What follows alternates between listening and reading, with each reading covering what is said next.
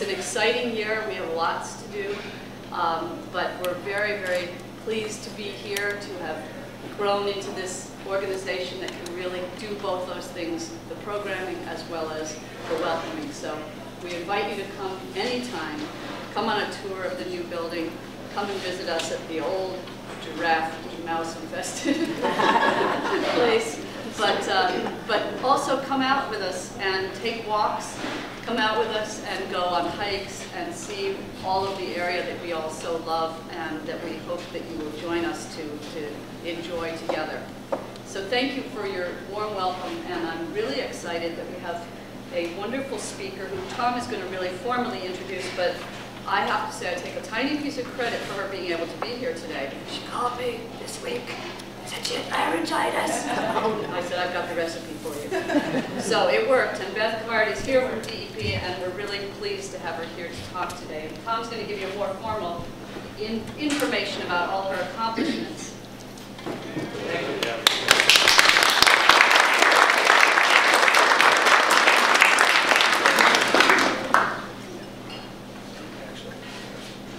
Actually, anyone who provides a donation of $100 or more today will get a copy of that ribbon. Or 150, and I'll meet you out back.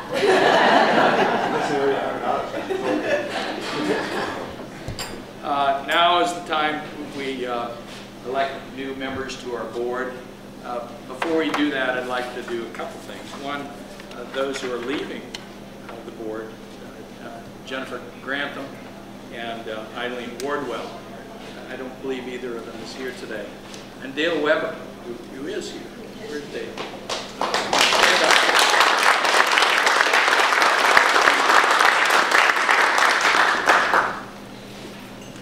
I'd like all the active current board members to stand up now. I'd like these folks to have a wonderful round of applause. You can't believe it.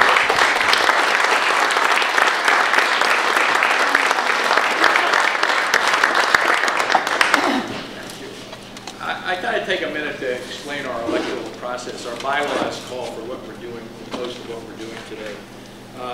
But our board bylaws call for a board of between 15 and 21. As we elect 7 new people today, we'll be at 21. My preference is for large boards, so Charlie accommodated. Charlie Appleton is the chair of the leadership committee. Our bylaws designate the vice president of the organization as chair of the leadership committee, and Charlie is the one who coordinated this effort to recruit. We did an international search. Interestingly, everybody is from Westport, so we didn't have to go very far. So Charlie, if you'd come forward. Okay, as vice president of the organization, we formed a leadership committee. As Tom said, we can take up to 21 members. We compiled a list of, I think, up to 22 possible names that we sort of culled through, and we came up with 7 nominees. First of all, I'd like to thank my leadership committee, who is Ingrid Doveridge, Wally Nichols, Linda Findley, Gabe Gillespie, and Tom Smith. I think it was a very clean process. So for nomination to the board, we have Tim Gillespie, Bill Gallner, Tom Jansen, Lynn Merrill, Ward Mooney, Bill Pardee, and Emily Volker. Would those folks all please stand up?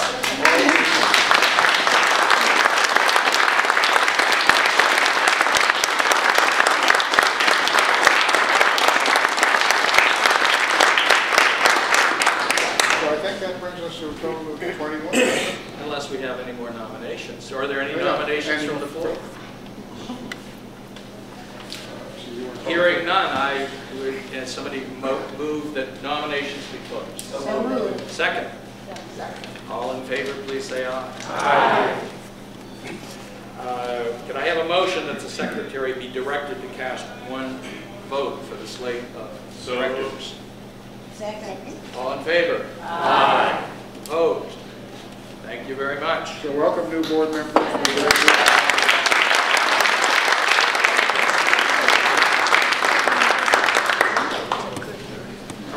Volunteer of the Year award this year is going to Ron Price. Ron? You're up.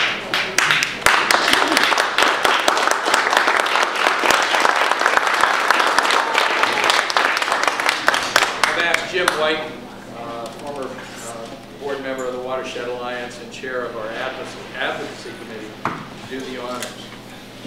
Okay, with advocacy is really part of the mission of the Watershed Alliance, and the mission of the advocacy is really to keep tabs on what's happening in town, what the issues are, what's happening in the boards and committees all through town, and to do that, we need to have volunteers who volunteer to go to these meetings on a regular basis every time they meet. And Ron has been doing that on the Conservation Commission for 3 years now? Who's 4 coming? years? 3-4 years? And if you've ever been to a Conservation Commission meeting, to be there voluntarily, when you don't have to be,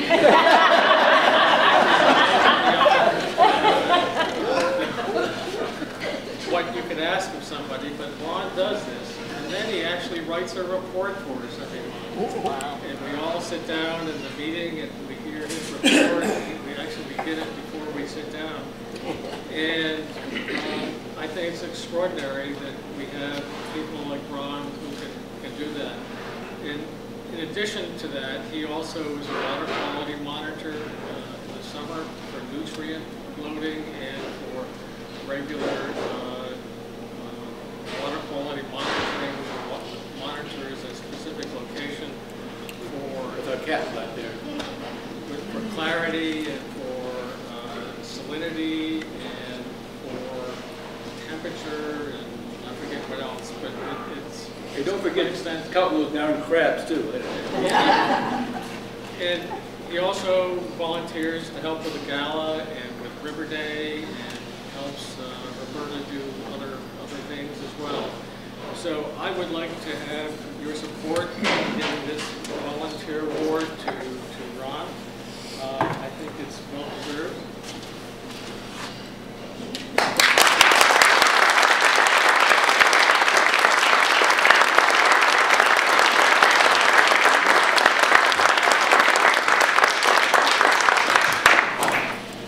Thank you, Jim and Ron. Before we go further, I'd like to recognize Tony Vieira, Chair of the Board of Selectmen. Stand up.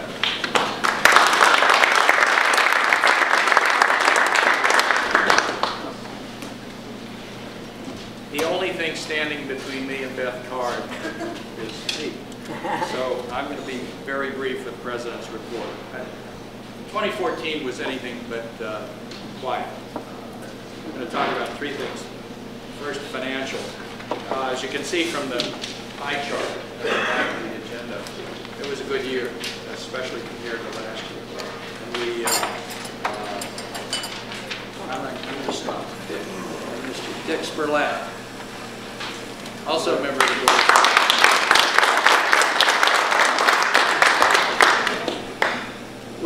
We did very well this year, mainly because our revenues were up, and I attribute that mostly to the work of the folks who did everything for our gala, the annual fund, and the membership drive, our three biggest sources of revenue.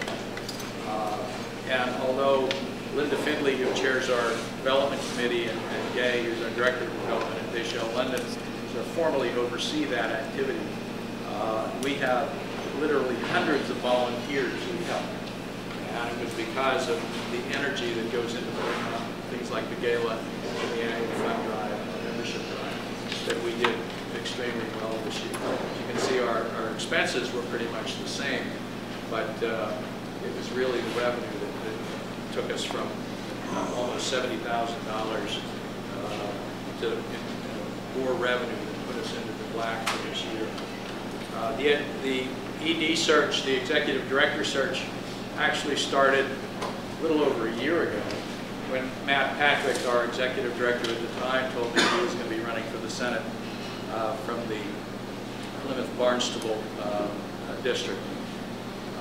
and we talked about his taking a leave of absence or leaving the board, and initially we decided that he would take a leave of absence. And we were fortunate to recruit Kurt Frazee, who was a member of our board, to step in as an interim executive director. Kurt, as many of you know, was an executive director for the World Wildlife Fund, so he had a lot of environmental nonprofit experience that he could call upon. In July and August, we came to the conclusion that we didn't know what Matt's status was going to be. The election was not until November, and so the executive committee and the board made a decision that we would begin searching for a new executive director. And about that time, Kurt also let us know that he would be unable to stay beyond the 1st of November because he and his spouse, Heather, were going to be moving to Colorado. So we had a double whammy of trying to find another interim, and we didn't know how long that was going to be because we were just at that point beginning our search for the ED.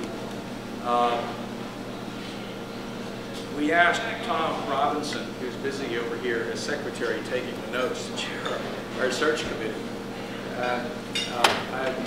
Having been in that business most of my career, I was really impressed with how well he pulled the search committee together, and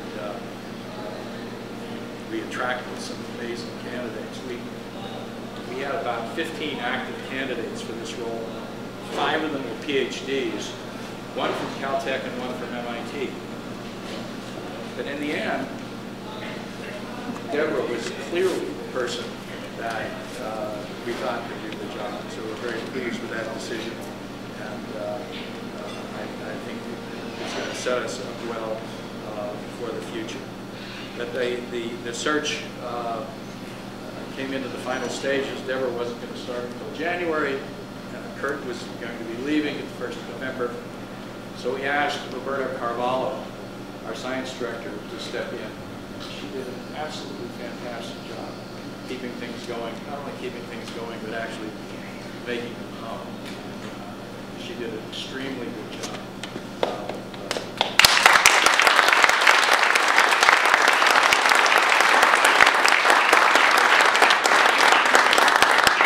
You'll notice there are people doing a lot of different things. Roberta's actually our duty photographer today. She's helping. And then we have this thing at the head of Westport. We bought the building on May 15th, 2014. We initiated a campaign, sort of. We had already secured $161,500 in the CPC for restoration of that building's exterior.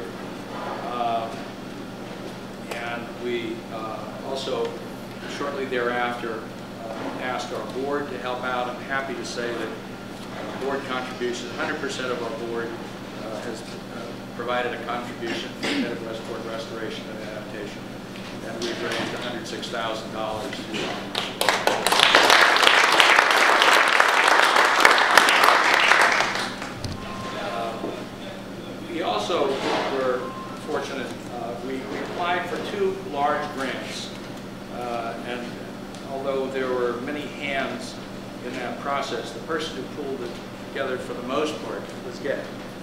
And as you know from the accounts in the paper recently, we were successful in receiving a $450,000 grant from the Mass Cultural Facilities Fund. And so right now, with all the resources we have, including the building and a few other, we have roughly $750,000 that we've raised toward a goal of about double. And so we're going to be starting an active campaign within the next month or so, and trying to raise that. We're well on our way, and we think this time next year we will be, we hope, 6 months into construction. We're also working with the Landing Commission on a lease. We signed a lease in December that will carry through May 31st of this year, at which point we will renew that lease, or hope to renew that lease. with a replacement lease of more years than just one. We think because this is a new use for that property, that both Watershed and I think the Land Commission are interested in taking this one step at a time just to see how it plays out. We have begun to array the resources to take on this project. We signed a contract with an architect, Clearwater Architects of Westport, who will be helping us with the design. We have organized a meeting called a charrette, and it's something new to me, and I think most of the people on the committee. We had roughly 25 people attend in the management room at the library, and we had a series, 6 breakout sessions, facilitated breakout sessions where we dealt with things that are so exciting: permitting, land use, heating systems, and just about everything you can imagine on the building. And we're in the process of, we've seen, I haven't read it yet, but I noticed in the last day or two, the architect has forwarded the initial report from that meeting. We've also arranged for legal assistance for the process. We have some financing, some short-term financing, a line of credit, thanks to Martha Slate, our treasurer, who's helped us secure that financing. And we have both a land use engineer and a facilities engineer. So we're into that process, and we hope within the next few months to have more information for you, mainly in the form of some drawings that we can share, some renderings, and more importantly, a bid specification that we can send out to customers. So that's pretty much the story from Lake Wilbur. I'm not going to. I prefer to take, if people have questions, I'd like to do that after Beth is spoken. So I'm going to introduce Beth Carr. Beth received her Bachelor of Arts in Political Sciences from the University of New Hampshire and Juris Doctor from Massachusetts School of Law. She's a member of the Massachusetts Bar Association. Early in her career, Beth spent several years working with the New Hampshire Department of Environmental Services and that agency's wetlands and source water protection programs. Since November 2011, Beth has served as Assistant Commissioner of the Massachusetts Department of Environmental Protection and as the head of that agency's Bureau of Water Resources. What does the Bureau of Water Resources do? Well, controlling all water pollution within the Commonwealth, safeguarding public drinking water supplies, ensuring public access to the waterfront, and administering revolving loan programs that help towns and cities improve their environmental infrastructure.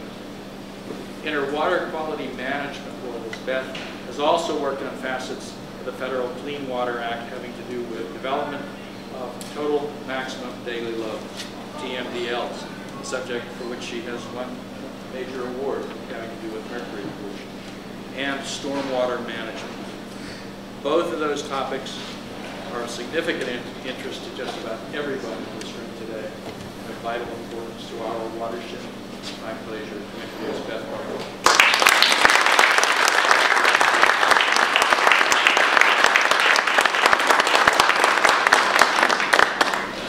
Well, good afternoon. If I don't use the microphone, can you all hear me in the back?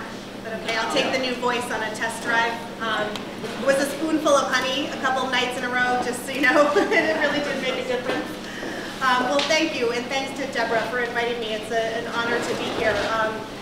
I have a 7-month-old baby at home, and while that is just one piece of joy and adventure after another, every once in a while I miss that leisurely Sunday brunch. So I am so happy that you all invited me to come speak with you this morning. It really is, and more importantly than that, I didn't know much about this group before I was asked to speak here, and I did a little research on my own, and then hearing what you all are talking about today, you make it a priority to educate children about the environment. You serve as advocates. You focus on sound science. You've been collecting data for over 24 years, and I'm sure I haven't even scratched the surface. And so really, it's a pleasure for me and an honor for me to be here with you and to thank you for the work that you all are doing, because it's just so important. And I just wanted to let you know how much I appreciate that and how impressed I am with all that you do. At MassDEP, we have some exciting initiatives before us as well, so I'm happy to talk to you a little bit about things that we're doing with regards to our water management program, which deals with water withdrawals and water quantity issues and impacts on habitat. There's a big effort you probably have heard about going on Cape Cod. It's a real focus, and I want to give you an update on that and talk a little bit about that. The total maximum daily load program, which Tom mentioned, which I know you're keenly interested in. I want to talk about where things are and what's happening with your TMDL for your watershed, so to give you an update there. And then a little bit about what's been happening on the legislative front. Last year we had a water infrastructure bill passed, and I am happy to give you some thoughts of mine about that. So one thing I do want to mention is that everything we do at DEP, it's important that we work closely with our local partners. As the reality is we're likely to face some budget cuts this year. We're losing more folks to retirement. Our reliance on local efforts is becoming more and more important every day. We have a new commissioner. We have a new governor, so we have a new commissioner. Commissioner Martin Suber took over just about a month or so ago, and it's wonderful to have someone who is a career DEP employee rise to the role of commissioner. It's provided quite a bit of continuity for the staff, which is very much appreciated by me for sure.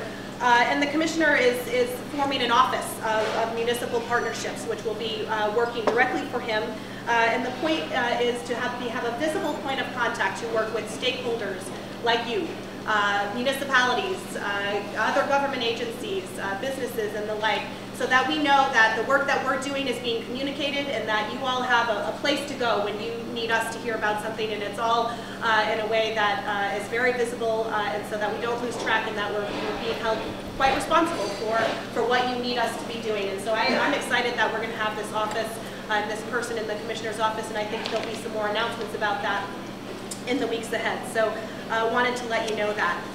So when I talk about some of the initiatives, the Water Management Act is the state law that governs water withdrawals greater than 100,000 gallons per day in the Commonwealth. And when I started at DEP in 2011, there was a huge controversy that I won't even say was brewing. It had brewed and it was boiled over. And there has been about 6 years worth of work where DEP with other state agencies, Conservation and Recreation and Fish and Game in particular, has been working with public water suppliers and environmental advocates on coming up with proposed regulations that will help balance the need for public water supplies and withdrawals, but also make sure that we're doing that in a way that's very responsible, that has minimal impact on the environment, on habitat, and also allows us to do some long-term planning for our water needs, for long-term growth and economic development. You might not think in Massachusetts that water quantity is something that we really have to think about. It's not like we're an arid western state. We get over 40 inches of rain or precipitation a year. But in the summertime, when demand is high and needs are high and water levels are low, we do find that there are places in the Commonwealth where streams are drying up and we have impact to the environment. And so this one, as in other parts of the country, is a controversial issue. There's a lot of need, interest, passion about how we do this. We were successful this year, last year, November 2014, of finally promulgating regulations that we really do think strike that balance. We were under court order to come up with a new safe yield for the major basins in the Commonwealth, but we also added a component of stream flow criteria where we look at the impacts of groundwater withdrawals on different subbasins. So we'll be looking at requiring mitigation and offsets of those withdrawals, finding ways to put water back in the ground, doing best management practices that help minimize the impacts, especially on our most important resources like cold water fishery resources. Now in the Westport River, these rules won't have a huge impact because you don't have big water withdrawals. But in the Buzzards Bay major basin, which you are a sub-basin of, as you know, there will be impacts and there will be increased regulation. There will be impacts on folks that do those water withdrawals. And with this, we're also implementing additional water conservation standards, which will be new for many folks, looking at gallons per person per capita per day, looking at keeping track of unaccounted for water leaks. Where is water going that and we don't know where it is. So this program is quite robust. There are a lot of eyes watching. We are due to submit a report to the legislature in 2 years to make sure that they are aware what the impact is, what is the cost to municipalities. This was something that was a big concern. So we're looking very carefully at all of that, but I wanted you to be aware of it. I think it's exciting. We're one of the first states in the country to do a program like this, and so there's a lot of people paying attention, but I do think it is a great big step in the right direction to managing these water withdrawals. So that's something that's on the horizon that I'm responsible for, so look forward to maybe coming back to brunch next year and telling you how that's going. Are you catching the theme? I like to come back to brunch. So that's what's happening on the Water Management Act side. On the Cape, not too far for you, and certainly issues that you're well aware of. There's been a lot happening. And before I tell you what the area-wide management 208 plan is, I'm going to tell you why DEP is involved. So water pollution on the Cape is one of the most significant environmental problems that we have in the Commonwealth. Nitrogen pollution, primarily from septic systems, has caused water quality to decline for decades. Extensive analysis on the estuaries on the Cape performed to date estimates that over 90% of those estuaries are impaired. They do not meet water quality standards. The water bodies are visually displeasing. They cannot support the natural uses, fish habitat, propagation of shellfish, all those things that we treasure are a huge problem on the Cape. Mass DEP is responsible under state law for protection and enhancement of the quality of the Commonwealth's waters, and the overwhelming, as I said, source of the problems on the Cape are septic systems. There are economic reasons to care besides the environmental ones. The degradation of water quality has not only a decline on fishing, shell fishing, but it also has big impacts on tourism and real estate values. And we were just at a big event that the Cape Cod Commission hosted about 2 weeks ago, where they had a panel speaking about the economic impacts of water quality decline. And on the panel there were a number of different folks, including someone who represented the real estate industry and somebody else who represented tourism, the Chamber of Commerce, as well as the hospital and the whole hospital health care system. And they were talking about, from their perspective, folks who really, maybe don't have an interest in water quality or don't know much about it, but knew enough to know that they were seeing the numbers going down from a financial perspective and the impacts that has. So that's something that's another reason why we're involved. There are legal implications. US EPA was sued by the Conservation Law Foundation a number of years ago for failure to do enough on the Cape. The lawsuit has recently been settled, I'm pleased to say, and DEP was not a party in that suit, but certainly, the Cape Cod we feel is our responsibility. It's something that we want to be a part of. We were not sued, but we were certainly part of those discussions with EPA and Conservation Law Foundation. And so it's great that case has been settled. The court has accepted the settlement, and now we have to move on. But we know that if enough progress is not made, the parties certainly have opportunity to reach back in. Conservation Law Foundation has been very vocal about the fact that if we don't make enough progress, they will reach back in, and they have avenues for doing that. So we need to focus on what's happening on the Cape. So what's the solution?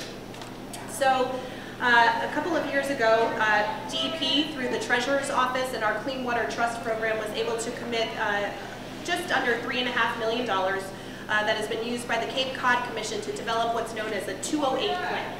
208 is the section of the Federal Clean Water Act that deals with area-wide management planning. And in the late 70s, a lot of communities were doing these 208 plans, because in the late 70s there was a lot of federal money to support implementation of these 208 plans. That money has gone away, and so we don't see a lot of that happening anymore. We don't hear about 208 plans. But what we are doing is, with the Commission, is updating the 208 plan for the Cape. That was part of the settlement, and that is what CLF is waiting to see if there's success at. And the 208 plan and the process of developing that plan has been going on for about a year and a half. There's been hundreds of stakeholder sessions where we're looking at what are the different ways to manage nutrient pollution, primarily nitrogen is the focus of the plan, but we know there are other issues as well. What is the best way to do that on a watershed scale? So if you erase those town boundaries on the Cape and you looked at watersheds or sub-watersheds, what is the best way to make progress? And how do we help communities make the decisions that they need to make to implement such a plan? Because at the end of the day, it all comes down to how much is it going to cost them. And we know that, and we know the solutions are expensive. So how do we help get the most bang for our buck? So what the 208 process did, part of what it did, was evaluate not only conventional solutions, the things that we know people want to talk about, sewering. You know, get rid of those septic systems. They're the problem, sewer. Well, not everybody wants a sewer. Not everyone can afford to pay for a sewer, and maybe that's not the right first step for some communities. So what other alternatives might exist? Are there other best management practices or other alternative technologies that could be used that may be less expensive, that may be able to be used on a more localized scale? How much do they cost and how efficient are they? The problem with some of those types of solutions is that we don't have a lot of data about how well they work. So one of the things that we need to do as well is collect that information and provide communities information so they know how much they're going to spend per pound of nitrogen reduced, or what type of soil does this technology work in for your community, but maybe it doesn't work over here. Or when have you tried everything else, do you know at the end of the day you're going to have to sewer at least a portion of your community? And so all of those options are on the table. And so one of the really great things about this plan is that it put together a technology matrix that's almost kind of plug and play. I live here, I want to try this, this, and this. How much nitrogen can I expect to remove? How much is it going to cost me, and how long will it take? I mean, these are the types of things that I think are incredibly innovative. The fact that this information has been compiled is not only great for Cape Cod communities, but for everybody else in Massachusetts who might need to, take some of that information and try it in different places. So we're really excited that this is coming together. It's been a long time, and it's not easy. That is not the end. The hard decisions still have to be made. The money still has to be spent, and we absolutely appreciate that. Where it is procedurally now is that the Cape Cod Commission, part of that event I was talking about from a couple weeks ago, was to talk about what the final plan is going to look like. The plan was put out for public comment over the summer and was out for 90 days. Lots of comments received, and so they've been digesting those, working through them. DEP is expecting to receive the final plan any day now. In fact, it may have come in Friday afternoon. If not, I expect it tomorrow. We have to review, come up with our recommendation, talk with the commission, and advise the governor on certifying that plan. Once the plan is certified, the way it works under the federal act is once the plan is certified by the state, it's submitted to US EPA, and US EPA reviews and approves the final plan. EPA has given us a deadline in accordance with their settlement with CLF to get that plan to them by June 15th, so that's soon. They then have until September 15th to review and approve the plan, assuming they're going to choose to do that. So a lot of things are going to happen, and then it will get interesting. Then we have a plan, so then we have to implement the plan, and how do we work with communities? I think the beauty of this approach on the Cape is that it really allows communities to choose their own fate. At the end of the day, yes, there are water quality goals that have to be met, and there is the potential need to have to do some enforcement in order to get there. But between now and then, which I think is quite some time, communities can really make educated decisions about what is best for them. They can do it on a watershed scale. We hope they do. We hope we see communities joining together either through intermunicipal agreements or forming districts or some other way so that they can manage on a watershed scale rather than trying to do it one by one alone. That's not cost effective. And so we think that we're going to see some progress there, and we're quite excited about that. From DEP's perspective, we need to make some changes in the way we do business to help them get this work done. So when I say that, sometimes, I'll say it, our regulations get in our way. So sometimes we have to be a little more flexible than as regulators we might like to be. So we do have an opportunity to put together a permitting approach that's going to be a watershed permit. We can do that under our existing authorities where we would put together a permit. The legislature has given us authority to issue these permits for 20 years, where we can say, do a watershed approach. Instead of just a point source discharge or a groundwater discharge here or there, what's your plan for 20 years? What alternatives are you going to try? How are you going to get to that end water quality goal, whatever the target, whatever the TMDL tells you you need to be? And what's the monitoring that you're going to do to demonstrate that success? So to have a much more nimble permitting approach like that, which we do not have now, but we are going to have soon, gives a lot of flexibility for, let's try it, let's see how it works, let's see what progress we made, let's go on to the next thing. And it allows that to happen rather than just putting folks in a box and saying, here's your permit, meet this target, you have 5 years, good luck. It's a much more iterative and adaptive management style approach, and so we're very excited about that. We've been working hard on the last year, my staff, on developing what this tool will look like and making sure that we're ready for the first communities that want to come up. And we think that there are a few on the Cape who are going to be ready sooner than others, and we know that. And we're also evaluating what are our enforcement options for those communities who choose not to do anything or who aren't moving as quickly as we think that they need to. So a lot of really great things happening on the Cape, and I think that watershed permitting tool not only is for the Cape, but has a lot of potential for other places in the Commonwealth as well, and so we're excited to be able to do something like that. A little closer to home for you in the Westport River is what is going on with your TMDL? Where is it?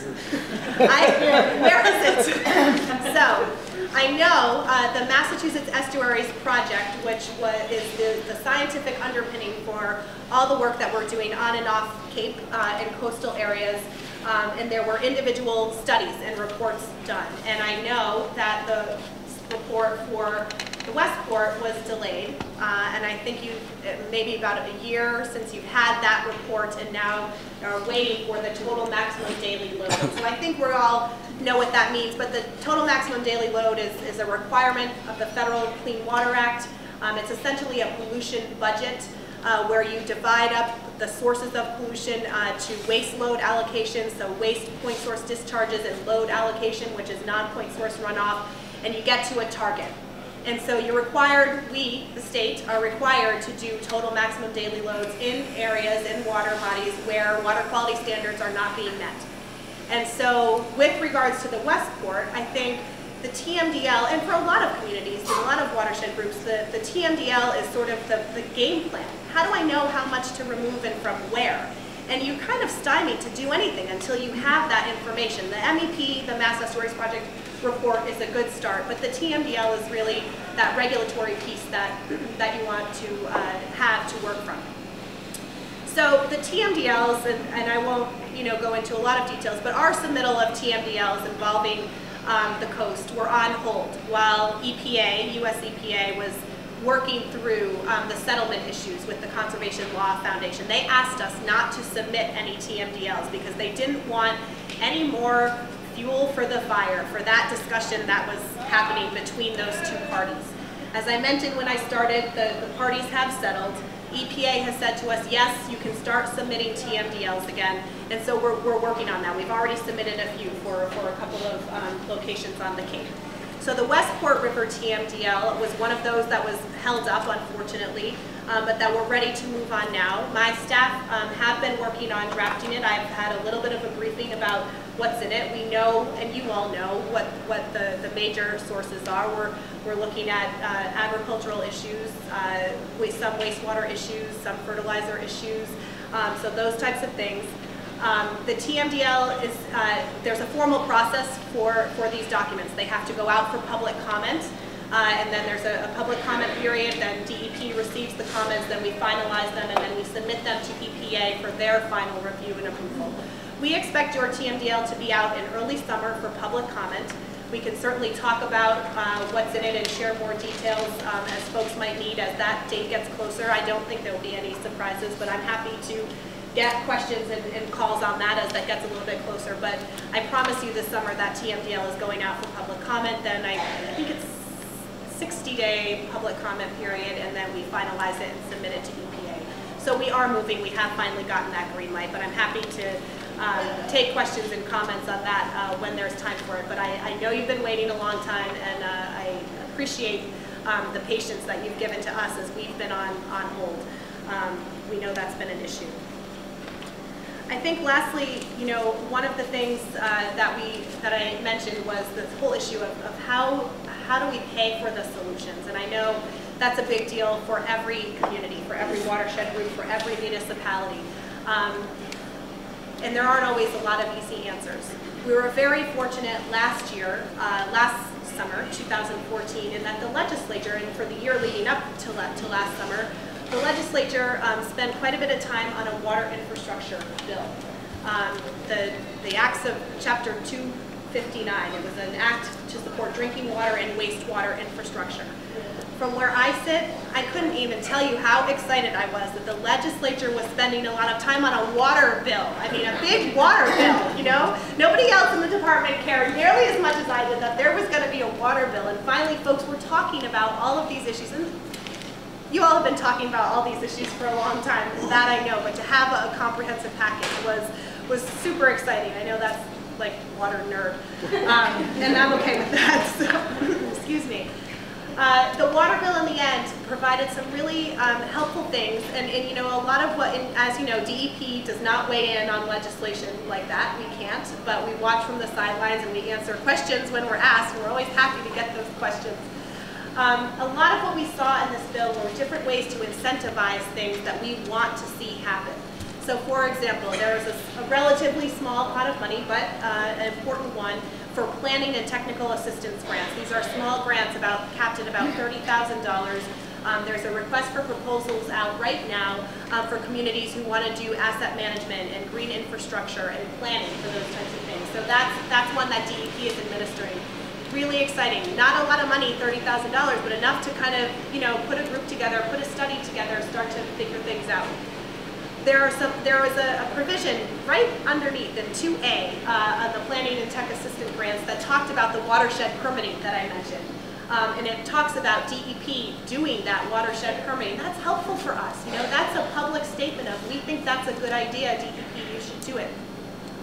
Also gave us an opportunity to say, are there any statutory changes that we need to implement this watershed permit? The legislature invited us to give that feedback, and so we will be doing that. There were also some subsidy programs. The Clean Water Trust administers the state revolving fund for both the drinking water and wastewater programs in Massachusetts. DEP, the commissioner, is one of the trustees on the Clean Water Trust, managed out of the Treasurer's Office. And so the SRF program is typically, it's a loan program, and it's typically at 2% loans, and these are for big wastewater and drinking water projects.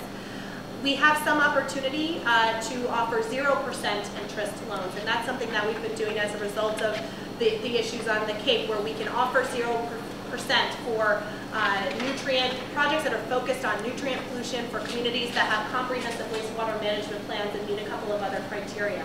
That 0% loan program was extended until 2069 as part of this bill. That's exciting. That makes sure that communities who haven't done their plans yet have time to do their plans and still take advantage of 0% interest. There are also some other subsidies available in accordance with the bill that incentivize other things. So the potential for a less than 2% loan. And again, these are loans, and I know that that's still an issue, but for things that deal with innovative technologies, projects that use innovative technologies for their water and wastewater. We want to encourage people to think outside the box a little bit about how we manage these problems. For projects that focus on green infrastructure, projects that are done under a regional plan like the Cape 208 plan, projects that mitigate the impact of water withdrawals. So back to that Water Management Act program that I had first spoken about, if there are ways to mitigate that, and I think there are a couple of others. But there are some financial incentives in this package that I think are quite useful. And again, It's not free money, and other than those small grants that I mentioned at the beginning, but it's better than 2%, and better than what folks might get on the open market in terms of borrowing for some of these projects. So we really do appreciate the water infrastructure bill at DEP, and there are lots of other things in it. It was quite a compilation of different efforts, but the money pieces were the piece that I thought folks might be most interested in, and so I wanted to raise them for you today. I think lastly, in terms of in the year ahead and looking ahead and working together, on a personal note for me, one area where I think that DEP does not do as good a job as some of our other sister states in New England or around the country is taking advantage of water quality data that is collected by groups like yours. We should and could be doing so much more to use that information to support our regulatory programs and our decision making, and a lot of states do that very well. We are not one of them. So we have started that conversation internally, where I've started to ask my staff, well, put together how that would work. What do you need? Why don't we do that now? And so that's something that we're exploring this year. It takes resources, it takes resources to collect data. We know it takes more resources to do something new. And I told you how our budget is going to get cut and we're losing people to retirement, but that's fine. We need to start thinking ahead and doing something new. And I think this is one where a local relationship could prove beneficial, not only to folks like you, but to us, to have that data coming in and that information coming in. So if in the year ahead you have ideas about things that we should be thinking about as we start to build that program, I would love to hear them. And in the meantime, I wish you well, and I thank you so much for the work that you do. And I think I probably have a couple of minutes for questions. 3 minutes? I have 3 minutes for questions. So thank you, and thank you for having me.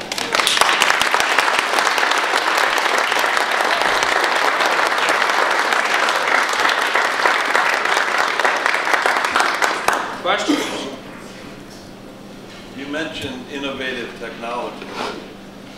Those of us that have been struggling in this realm for a while, there's been a perception, particularly in light of the fact that Rhode Island seems to have a fairly robust package of innovative stuff that they're putting out there and using, that the DEP has not been quick in evaluating and providing guidance to municipalities on what systems are worth using and helping us move forward, because we're doing some fairly impressive work right now, isolating where nitrogen is coming from, and it appears to be obvious that it's septic systems that are the major culprit, and that we're going to need some decentralized systems to look at and figure out. But the technology that's available and that the DEP considers worthy is a short list, I believe, and we would love to see something more robust. I very much appreciate that comment. And I make our review and approval process quicker and more available. I think with the efforts that we've had ongoing on the Cape, it's really opened a lot of eyes to, look, there's a whole bunch of different things out there that we should be trying and allowing people to try. I think the watershed permit approach will allow some more flexibility, will get some of those technologies in the ground. And I don't disagree that the process for review and approval needs to be swifter, because we're behind the market, and we don't want to be there. So it is something that we are working on. When we did our regulatory reform initiative about a year ago, some of the things that we did was streamline some of our other programs so that, for example, our wetlands regulations, while still can be protective of wetlands, can also allow us to try new technologies without to collect data. So we would have that information. We've made some changes there. So we are picking away at the areas that are holding us up. But I do appreciate that comment, and it is something that we're working on. David? I just wanted to say that both Senator Rodericks and Representative Schmidt followed the development of that legislation on water infrastructure finance and played important roles in getting essential features into it. And so I think they need recognition for that, and I hope that they can continue to interact with you and your people to try to help move the state and this community along to implement the provisions of that. Bravo.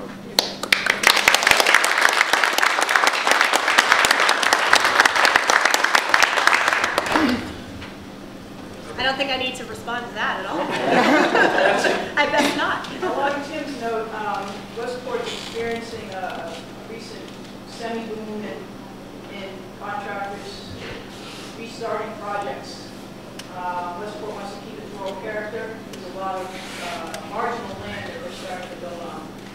And we have developers basically laugh in our face when we say, look, you're going to put in a subdivision, you put in a satellite innovative technology. And they say, we could, but we're not going to. Why? And, you know, is there any teeth that you can give the town to help us, help the town, you know, protect this land? We don't deny that we can be building, but a lot of it's wetlands, a lot of it's stormwater runoff. We have one right near the head that's proposed. We don't really have teeth from the state. Is there anything that you guys are going to do to help the town? Right now, local towns, we have our representatives, our legislative representatives are great, but DEP seems to be what people look at. And the fear now is that actually they don't take you seriously, us seriously, because you're not there for us. That's a good question. I think, you know, to the extent that our wetlands protection regulations, which include stormwater requirements, you know, that's the enforcement hook that we have for those types of projects, and that the Conservation Commission can also use. If there are specific examples that might be worth chatting a little bit, I mean, but when just, you know, off the top of my head, those are the programs that we have to enforce in those types of scenarios. There's nothing new that's being developed right now from a regulatory perspective, but in terms of implementation of the regulations we have, if there's specific guidance, I'm happy to speak with you about that. But those are the things, those are the tools we have: wetlands regs and stormwater handbook, which was built in. EPA's MS4 permit for the Commonwealth. Westport is not an MS4 community. The top part is. Okay.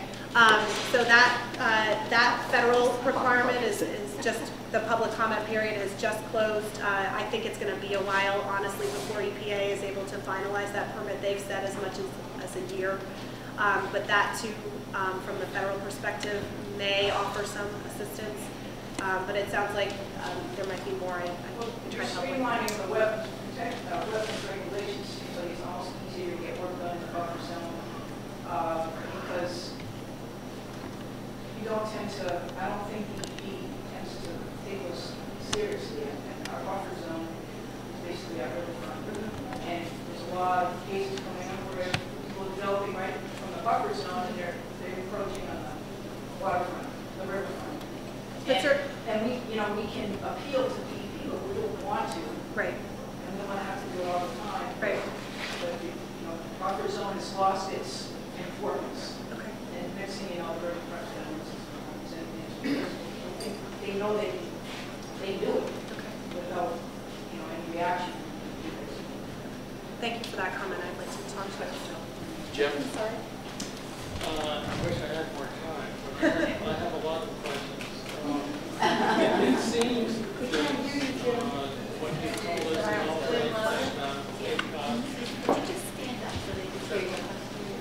it seems that DEP is reacting to external pressures from EPA and from the Conservation Law Foundation. And is there any move to have the EPA and the DEP become proactive in trying to solve some of these issues? It's great to hear about what's happening on Cape Cod, but this isn't Cape Cod. This is Buzzards Bay area, and we are on the dirty waters list of the state for nitrogen pollution.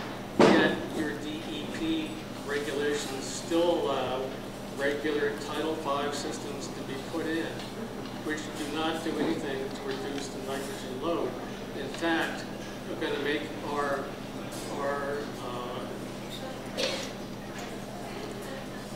the path forward to becoming compliant with our future TMDLs that much harder, because these past few years, when we haven't had the TMDL, all the septic systems that have gone in have been regular Title V systems, with very few exceptions. And I don't see DEP making any move to change Title V to require denitrification in areas where you are aware you are labeling us as a nitrogen impaired river. So I don't understand that. Could you speak to that? Beth, Jim is the chairman of our planning board. And the advocacy committee. Well, let me speak to the Title V question first. I'm not aware of any initiative right now that takes up Title V and would have us revising those regulations and those requirements. I think it's a fair comment, and I will certainly take it back and bring it back to the commissioner. I think you are right. We have identified the Westport River Watershed as impaired under the Federal Clean Water Act. We are required to do a TMDL. The TMDL, as you heard me say, will be out later this year. And I do hope that the TMDL, plus the work that is happening on the Cape that looks at alternative solutions, will give this community additional information for its decision making. I think a lot of this, and I know you need state and federal support, but a lot of this is a local decision to make. And we want to help you make those decisions. But I can't say that there's any movement afoot to change Title V. But I do think that we are being proactive. We were proactive on the Cape. That was not our lawsuit. We went ahead and made the investment in looking at innovative technologies and other approaches. Nobody told us to do that. That was our decision to say, look, this is a problem here. It's a problem in other places, and what we learned there we can apply to other places. And I imagine that doesn't satisfy the question and the comment that you're making, but that is where we are right now. But I'd be open to further discussion. Thank you. Any other questions? Before you, Mr. Vieira. I just wanted to thank Dr. Carr. This has been very enlightening, and you described yourself, I think, as a water nerd earlier. We appreciate that. That's not a negative. And you've heard from the planning board and also the watershed, and from the town standpoint, just as one member of the board of selectmen, I look forward to working with you this summer to see if we can come up with some solutions. You know, it's really energizing for me to listen to you, because the last year hasn't been as energizing working with DEP. Thank you. Mr. Spillett. One of the things I like what you said about the watershed, regionalization of it. We could work hard taking care of a watershed in Westport, the Westport River, but if we have the surrounding towns feeding in their garbage and their stuff coming in, we'll never get ahead. So I think regionalization is the way to go. Any other questions? Before we go any further, I'd like to recognize Bill Harkins. In fact, Bill is a member of the Water Resources Management Committee in town. Bill, come on out here, keep this. Hello, folks.